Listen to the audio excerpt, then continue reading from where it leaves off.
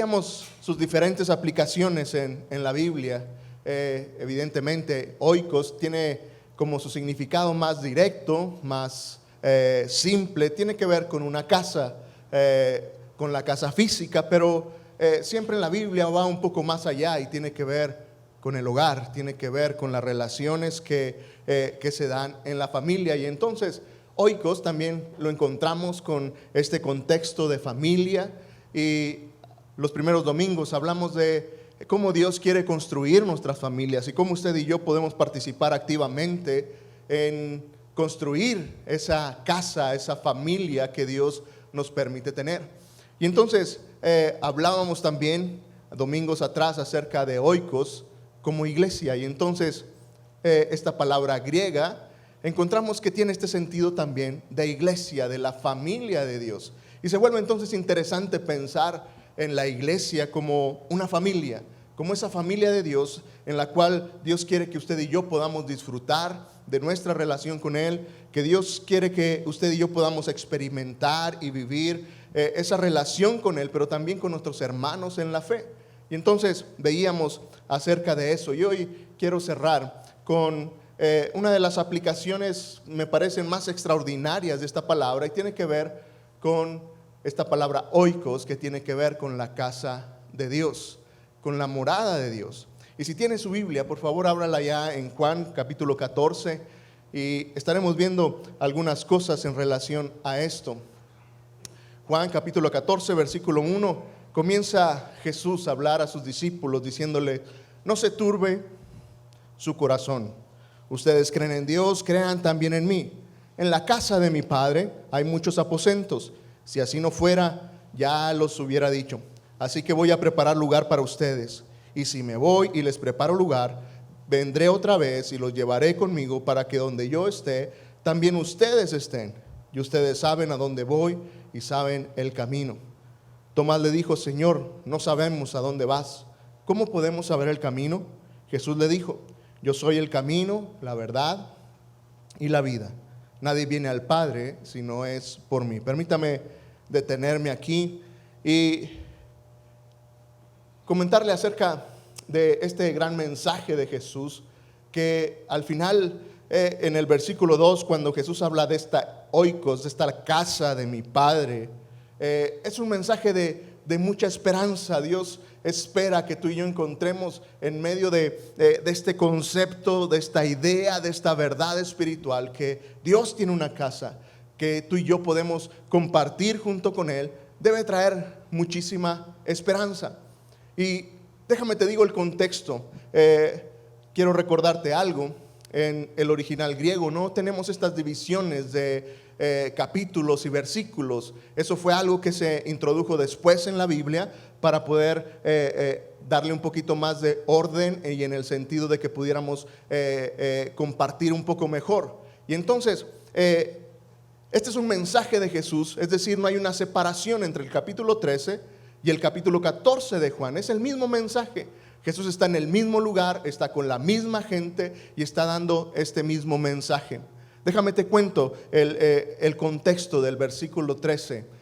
Tú lo tienes ahí, puedes leerlo en casa, pero rápidamente el contexto es que Jesús les está anunciando a sus discípulos que ese es los últimos momentos que estarán con Él.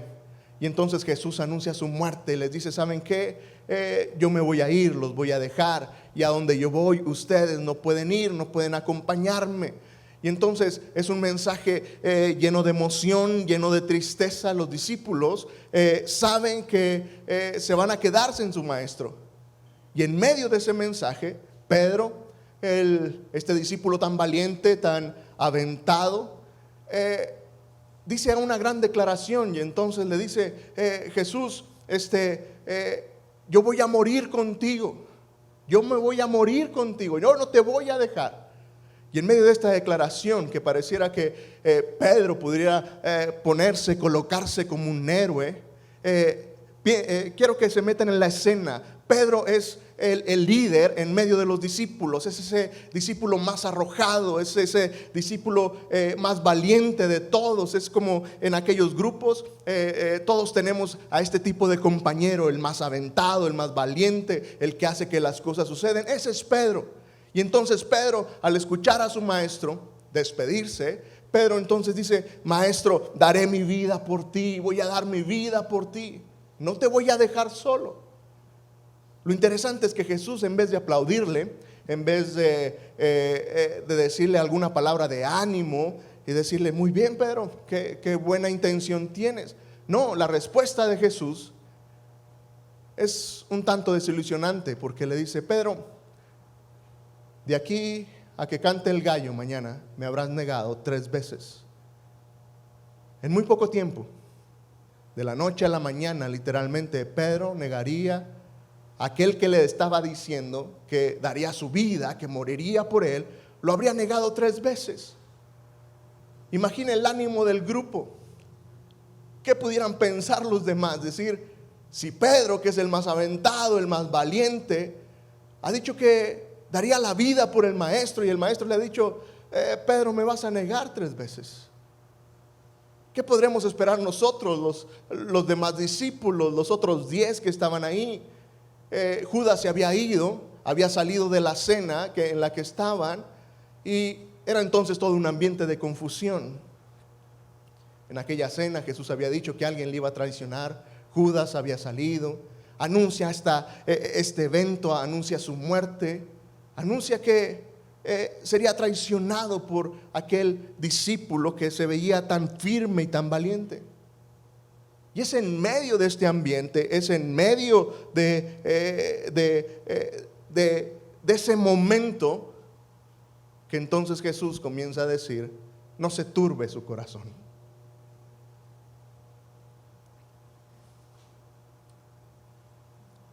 No te entristezcas. Es en medio de eso.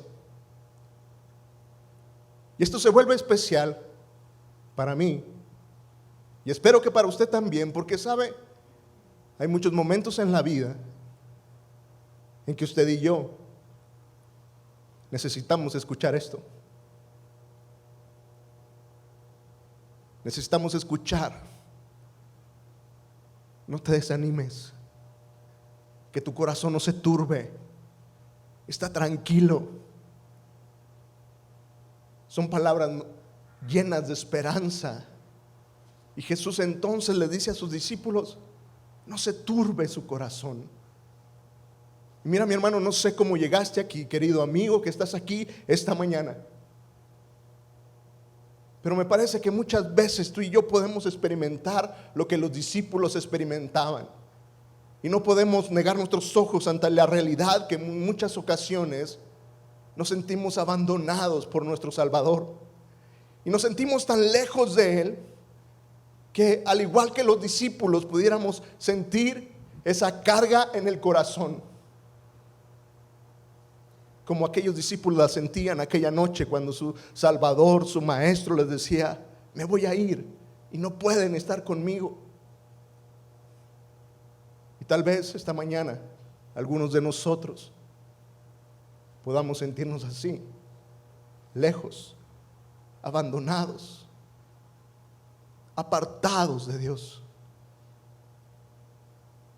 Y tal vez pudiéramos también sentirnos, porque en ocasiones nos podemos sentir frustrados al tratar de agradar a Dios. Pedro tenía una gran intención. Pedro tenía una gran idea: dar la vida por el maestro era lo mejor que se podría hacer. Tenía un gran deseo, lo que Pedro quería hacer era algo grande, era algo especial. Y me parece que muchas veces también en nuestro caminar con Dios podemos sentir la misma frustración de Pedro. Cuando tú y yo nos intentamos con todas nuestras fuerzas agradar a Dios, vivir para Él, y darnos cuenta de la noche a la mañana que hemos fracasado. Darnos cuenta de la noche a la mañana que aquel gran deseo de seguir a Dios, de obedecerle, de hacer su voluntad, se va por el caño cuando tú y yo cedemos al pecado y a nuestras pasiones y a nuestro orgullo, y podemos sentirnos igual. Y tal vez esta mañana tú tienes esa carga de pensar y decir: Dios, quiero seguirte, quiero obedecerte, quiero ser ese discípulo que da la vida por ti, pero me encuentro fracasando una y otra vez. Y sabes, lo especial para mí es que es en medio de esta lucha que las palabras de Jesús siguen resonando, diciéndonos: no se turbe su corazón. Crees en Dios, crea también en mí. Jesús vuelve a tomar el aspecto de la fe para traer una gran esperanza. Y Jesús entonces, en medio de este contexto de esperanza, en medio de este contexto de consuelo para sus discípulos cargados, y ahora para ti y para mí, en medio de nuestra carga espiritual, Dios dice: no se turbe su corazón, y comienza a hablar de algo extraordinario. Comienza a hablar de lo extraordinario que es, de la gran esperanza que es, que su Padre tiene una casa. Y entonces dice: en la casa de mi Padre hay muchas moradas. Dice: si así no lo fuera, ya se los hubiera dicho. Así que voy a preparar lugar para ustedes. Jesús está hablando del cielo. Jesús está hablando de ese lugar especial de refugio, que aquellos que creen en Jesús podemos saber como una gran esperanza que hay y existe este lugar.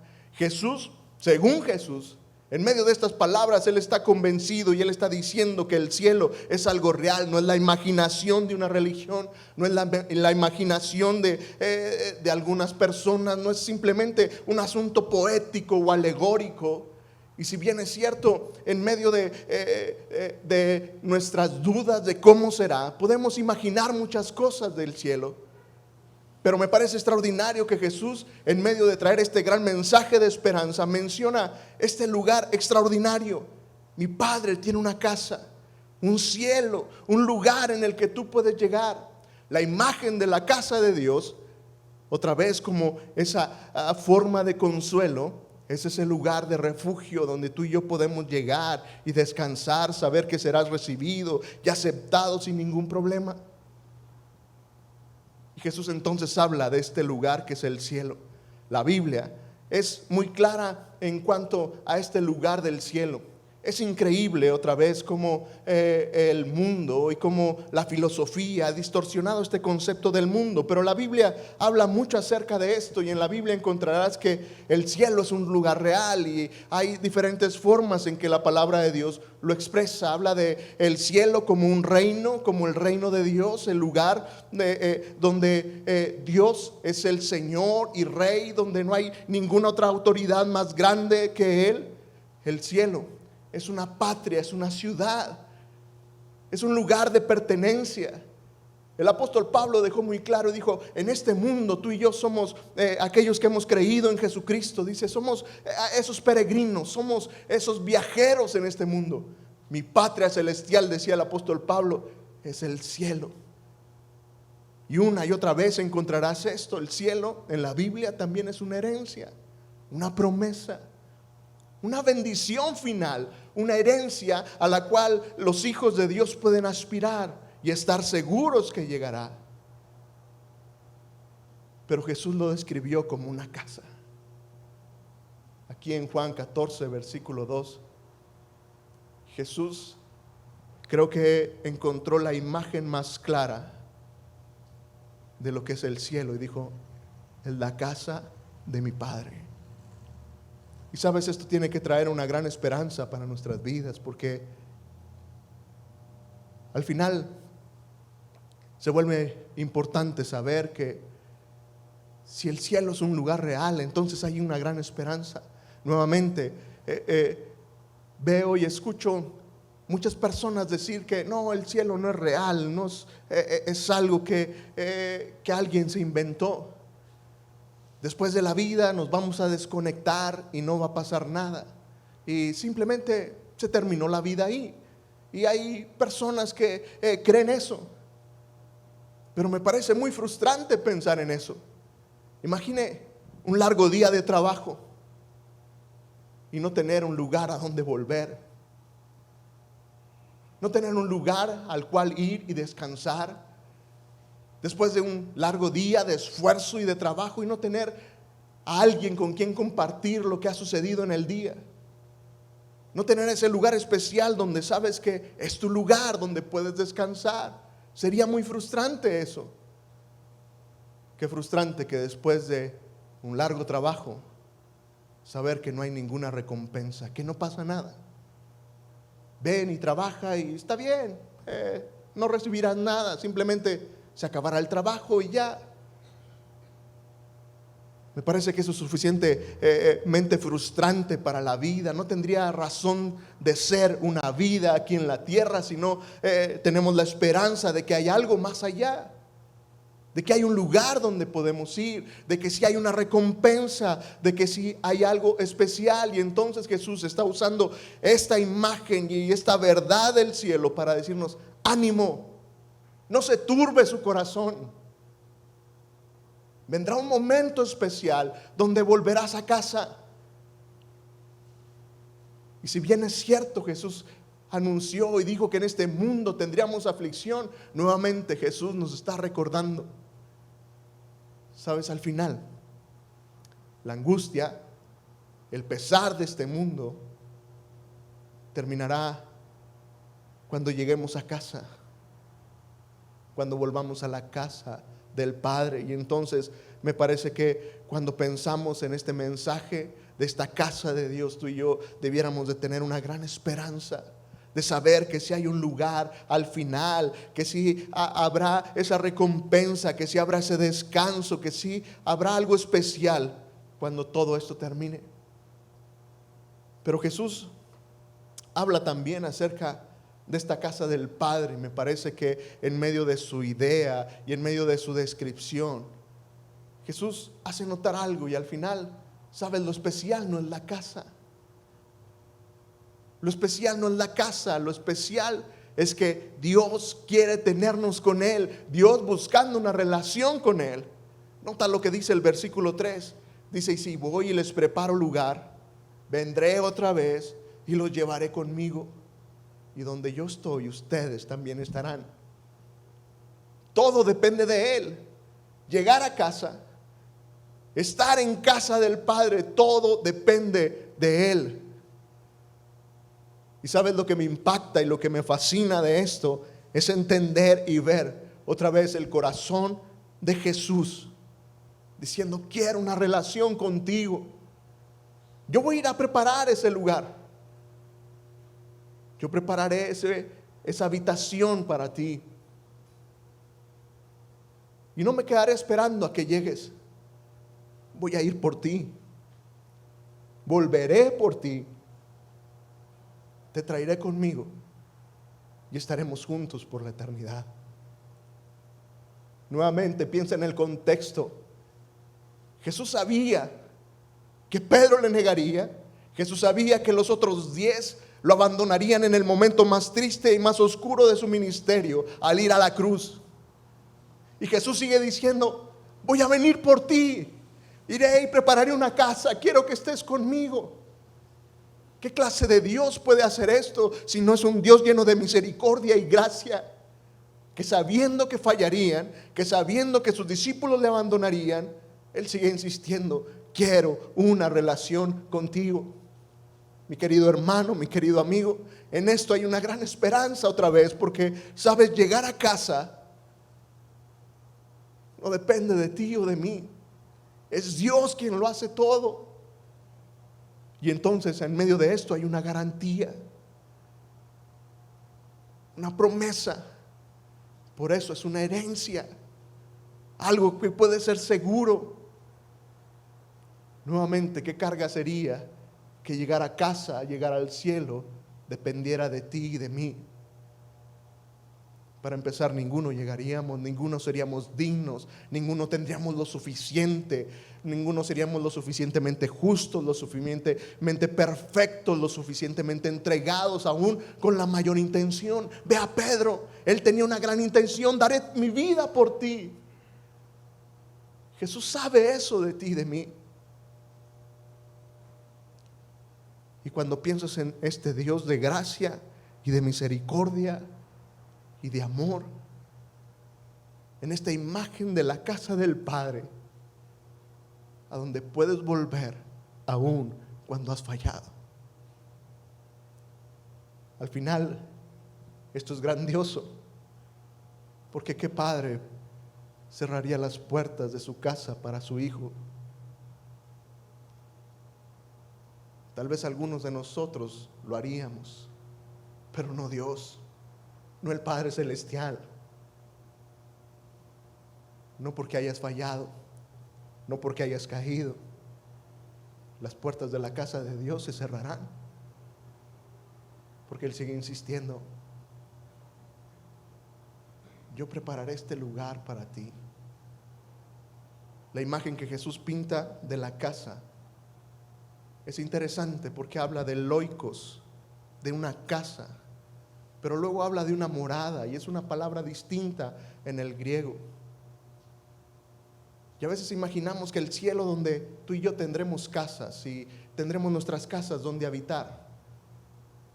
Alguien hizo esta metáfora, pero no tiene nada que ver con lo que Jesús está diciendo. Jesús está diciendo: mi Padre tiene una casa con muchas recámaras, con muchos cuartos, con muchas habitaciones. Sabes, esto es todavía más especial que tener una casa en el cielo. Yo no quiero tener una casa en el cielo, yo quiero vivir en la casa del Padre, quiero una recámara en la casa del Padre. Y es lo que Dios está diciendo, es lo que Jesús está diciendo. Él no está diciendo: vamos a vivir en el mismo barrio. No, Él está diciendo: vivirás en mi casa. Y la imagen es la de un padre que prepara su recámara para el hijo que va a nacer, con ese entusiasmo, con esas ganas, con esa espera, con esa pasión. Decir: iré y prepararé un lugar para ti, para que vivas conmigo. Otra vez, no en el mismo barrio, no en la misma zona. Vivirás en mi casa. Y lo especial es que hay muchas recámaras, hay muchas moradas, hay muchas habitaciones, y todo aquel que decida seguir a Jesucristo y creer en Él tendrá un lugar. Otra vez, es un Dios lleno de gracia y de misericordia, que no dice: bueno, los primeros que se inscriban, los primeros que tengan la reservación. No, Jesús está diciendo: hay muchas moradas, todos caben ahí. En medio de la gracia de Dios, es ese Dios que está buscando que tú y yo habitemos con Él. Pero Jesús es muy claro entonces, y también dice que para llegar a la casa del Padre hay un camino seguro, un único camino que tú y yo debemos seguir. Jesús les dijo: ustedes saben a dónde voy y saben el camino. Y es interesante porque Tomás dice: Señor, no sabemos, no sé de qué estás hablando. ¿Cómo podemos saber el camino si no sabemos a dónde estás? ¿Dónde estás? Y nuevamente pareciera que la respuesta de Jesús es un tanto confusa, pero tiene mucho sentido, porque Jesús le dijo: yo soy el camino, la verdad y la vida, y nadie viene al Padre si no es por mí. Aunque el cielo es un lugar especial, es un lugar que la Biblia declara como un lugar especial y físico, nuevamente Jesús pone el énfasis no en el cielo, no en la casa, sino en la presencia del Padre. Y lo que Jesús le está diciendo a Pedro, a Tomás, cuando dice: no sabemos a dónde vas. Tomás tenía en mente una dirección, una ubicación. Lo que estaba diciendo Tomás era: envíanos la ubicación. ¿Por dónde me voy? ¿Cómo llego a ese lugar? Y la respuesta de Jesús es: no se trata tanto de la ubicación física, se trata de la relación. Y por eso Jesús dice: yo soy ese camino, yo soy ese conducto por el cual podemos llegar a esta relación con el Padre, porque al final Jesús es el que le da sentido a la vida. Jesús es ese camino único para llegar al Padre. Nuevamente, el mundo nos dice que hay muchos caminos. La filosofía de este mundo es que todos los caminos llevan a Roma, que no importa por dónde vayas, llegarás al destino final, que no importa lo que tú creas, al final no habrá problema. Pero Jesús es bien claro y dice, hay un único camino. Y cuando Él dice que Él es el camino, es claro al decir que todos los demás caminos son equivocados. Muchas veces tú y yo queremos construir una relación con Cristo en base a nuestro esfuerzo y a nuestras obras, el camino de la religión, pero Jesús lo ha descalificado. No es la forma. Hay un solo camino. Yo soy ese camino. Mi punto es, ¿sabes? Cuando entendemos a Jesús como el centro de la vida, el camino que podemos seguir, cuando no sabemos qué hacer con la vida, porque al final, otra vez, Jesús es el camino al Padre, es el camino a una relación con Dios, y es lo que le da sentido a la vida. Mi querido amigo, mi querido hermano, creo que tenemos que volver a recordar esto. Cristo, Dios, es lo que nos da el sentido a nuestra vida. Sin Él estamos a la deriva en la vida otra vez. Si para ti Dios no ocupa el lugar más importante de tu vida, cualquier lugar es bueno, cualquier camino es bueno, cualquier cosa por hacer está bien. Pero si Jesucristo se vuelve el centro de la vida, lo más importante, entonces Él es el camino que puede dirigir y guiar nuestra vida. Él es la verdad que podemos creer. Nuevamente, en un mundo lleno de verdades aparentes, en medio de la gran pregunta, ¿y qué creo ahora? Esa es la gran pregunta del mundo hoy, ¿qué creo? Entre tantas verdades, tantas filosofías, tantas cosas que hay, ¿qué debemos creer? Y el mundo se conforma con decir, ¿cuál será la verdad menos peor? Pero Jesús fue bien claro, dijo, yo soy la verdad absoluta, la verdad central que puede llenar la vida, que puede en realidad traer esa dirección que tanto necesitamos. Porque otra vez, déjame insistir en esto, la dirección es hacia el Padre, no hacia simplemente un lugar. Y nuevamente para mí me parece extraordinario cómo Jesús comienza a hablar de algo extraordinario, el cielo, algo que todo mundo podemos anhelar. Un lugar especial que todo mundo deseamos, que queremos conocer, que queremos tener. Pero luego Jesús avanza en su plática y lo convierte a una relación. Si sigues leyendo en el versículo 7, Jesús, después de decir que Él es el camino, que Él es la verdad, hablando y respondiendo a la pregunta de Tomás, no sabemos a dónde van. Jesús dice, si me conocieran, también conocerían a mi Padre. Y desde ahora lo conocen y lo han visto. Y Felipe le dijo, Señor, muéstranos al Padre y con eso nos basta. Jesús le dijo, hace ya tanto tiempo que estoy con ustedes y tú, Felipe, ¿no me has conocido? El que me ha visto a mí, ha visto al Padre. ¿Cómo entonces dices, muéstranos al Padre?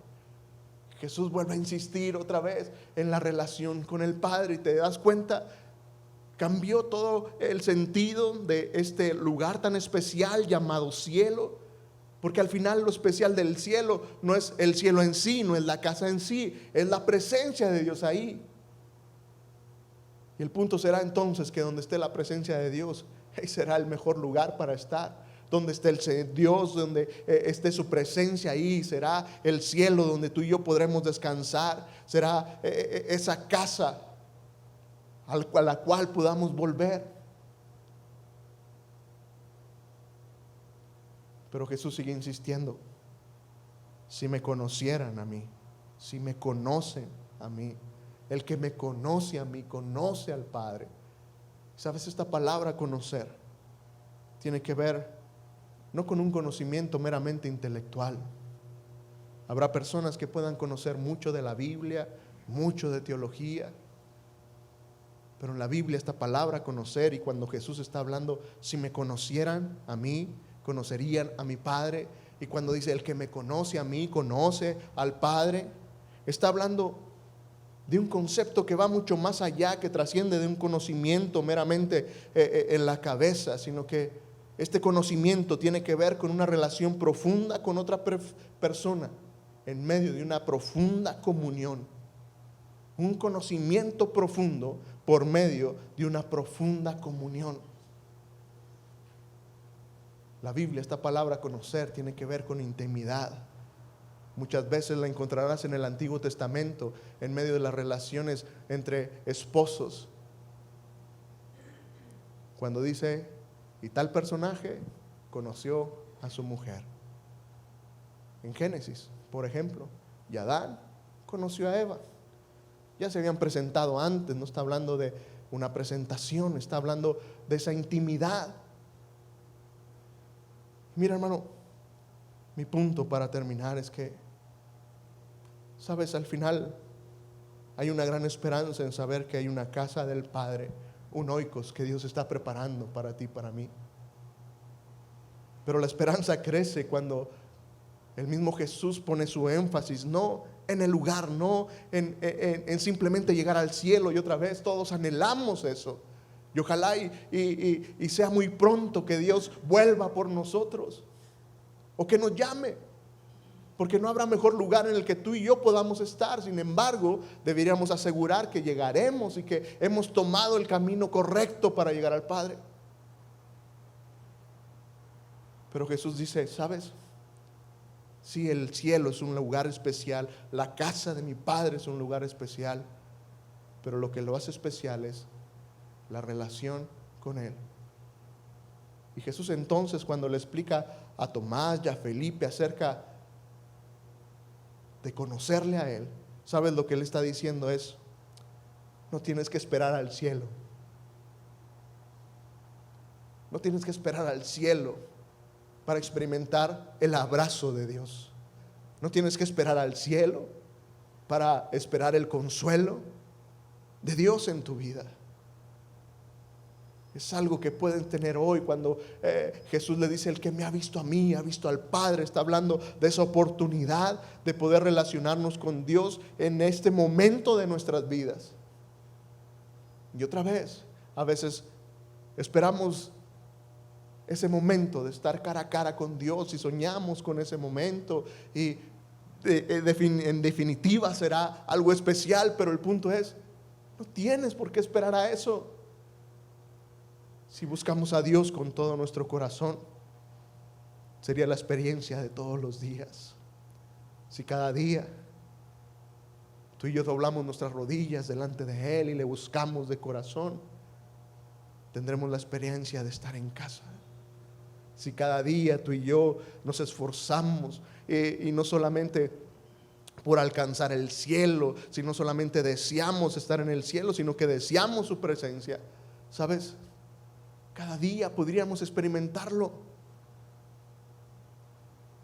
Y la llegada al cielo entonces sería simplemente ese paso que tendríamos que dar, pero al final sería algo que tú y yo pudiéramos experimentar desde hoy.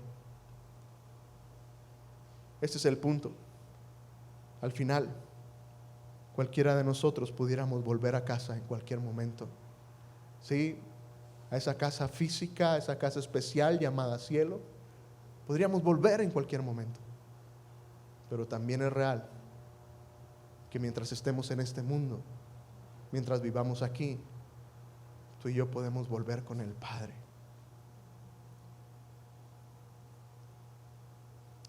Aquellos que hemos salido de casa,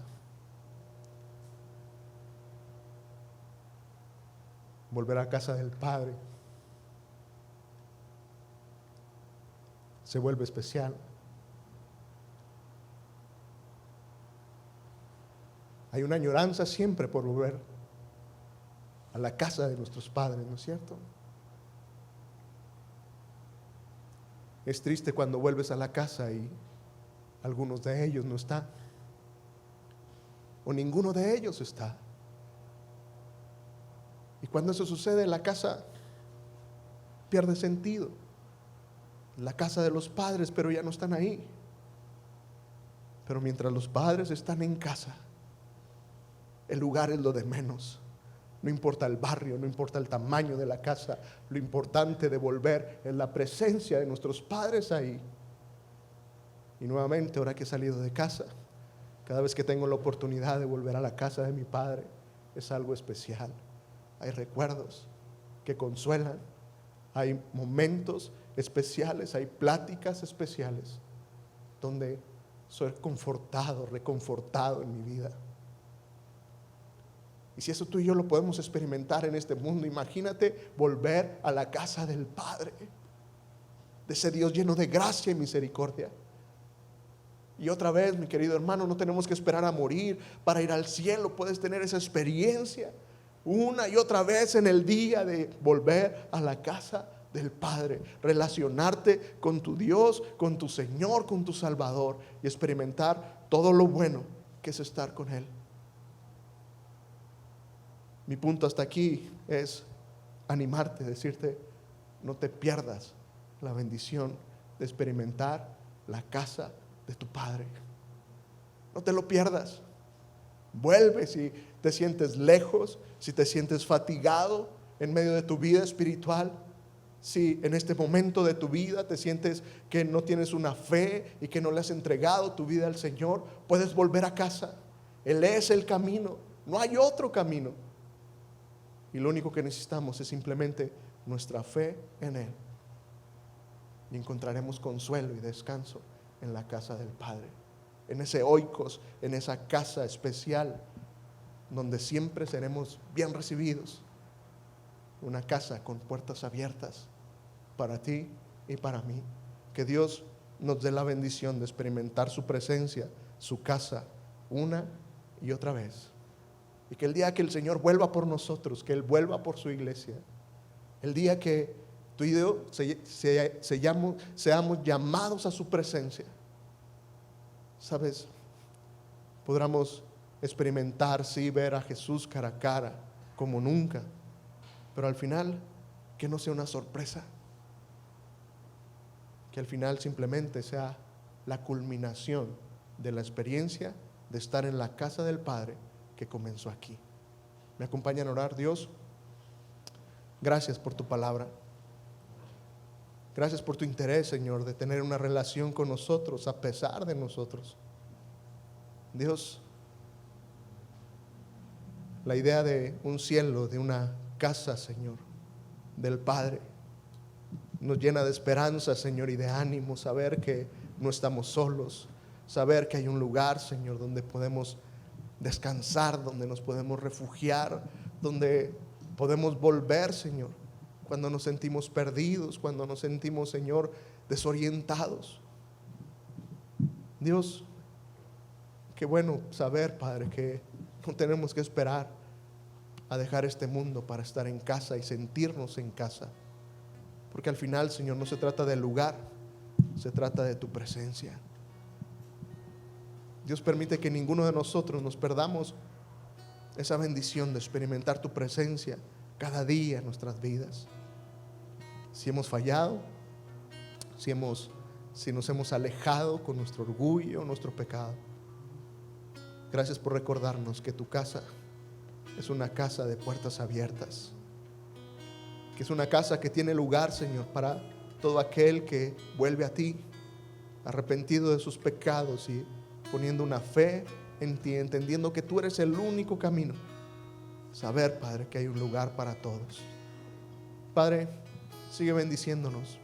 Ayúdanos a experimentarte, Señor, cada vez más, cada vez mejor, cada vez, Señor, más palpable en nuestras vidas.